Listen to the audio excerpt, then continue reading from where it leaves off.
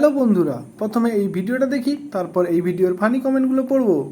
আমি যদি ছেলে হতাম না, এই যে এই মেয়েটাকে আমি প্রপোজ করতাম, এই মেয়েটাই আমার ক্রাশ হতো, এই মেয়েটাই আমার ওয়াইফ হতো, এই মেয়েটাই আমার গার্লফ্রেন্ড হতো, এই মেয়েটাই আমার সব হতো, আমার পুরো পৃথিবী হতো।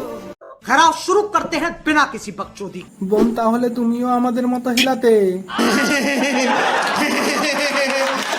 তুমি যদি ছেলে হতে, দু পায়ের মাঝে আবার একটা কলা গজাতো।